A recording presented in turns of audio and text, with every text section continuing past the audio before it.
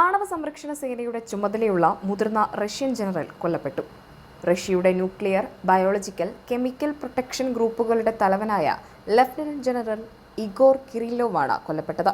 മോക്സിക്കോയിൽ ഒരു ഇലക്ട്രിക് സ്കൂട്ടറിൽ ഒളിപ്പിച്ച ബോംബ് പൊട്ടിത്തെറിച്ചാണ് ഇഗോർ കൊല്ലപ്പെട്ടത്. റഷ്യയുടെ അന്വേഷണ സമിതിയാണ് വിവരം പുറംലോകത്തെ അറിയിച്ചത്. ക്രെംലിനിൽ നിന്ന് 7 കിലോമീറ്റർ തെക്ക് കിഴക്കായി സ്ഥിതി ചെയ്യുന്ന റിയാൻസ്കി പ്രോസ്പെക്റ്റിലെ ഒരു അപ്പാർട്ട്മെന്റ് കെട്ടിടത്തിന് പുറത്തായിരുന്നു സ്ഫോടനം. ഇഗോറിന്റെ സഹായിയും സ്ഫോടനത്തിൽ കൊല്ലപ്പെട്ടിട്ടുണ്ടെന്നാണ് റഷ്യയുടെ അന്വേഷണ സമിതി അറിയിച്ചിട്ടുള്ളത്. സംഭവത്തിൽ പോലീസ് കേസ് രജിസ്റ്റർ ചെയ്ത് അന്വേഷണം ആരംഭിച്ചു. റേഡിയോ ആക്റ്റീവ്, കെമിക്കൽ, ബയോളജിക്കൽ മലിനീകരണ സാഹചര്യങ്ങളിൽ പ്രവർത്തിക്കുന്ന പ്രത്യേക സേനയാണ് റഷ്യയുടെ radio active, chemical, biological defence ഗ്രൂപ്പുകൾ. തിങ്കളാഴ്ച ഉക്രൈനിൽ നിരോധിത രാസായുധങ്ങൾ ഉപയോഗിച്ചുവെന്നാരോപിച്ച ക്രില്ലിനോവിനെതിരെ യുക്രൈൻ പ്രോസിക്യൂട്ടർമാർ കുറ്റം ചുമത്തിയിരുന്നു. ഇതിന് പിന്നാലെയാണ് ക്രിലോവിന്റെ കൊലപാതകം.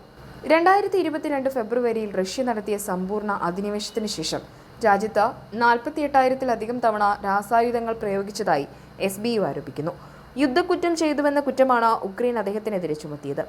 അന്താരാഷ്ട്ര മാനുഷിക നിയമങ്ങളുടെ ലംഘനങ്ങളിൽ ക്രിലോവിനെതിരെ പ്രീ ട്രയൽ അന്വേഷണം തുടരുമെന്നും SBU പറഞ്ഞിരുന്നു. റഷ്യൻ സൈന്യം ഡ്രോണുകൾ ഉപയോഗിച്ച് ഉക്രൈൻ സൈനികർക്ക് നേരെ രാസായുധങ്ങൾ ഉപയോഗിക്കുന്നുവെന്നതാണ് SBUവിന്റെ വാദം.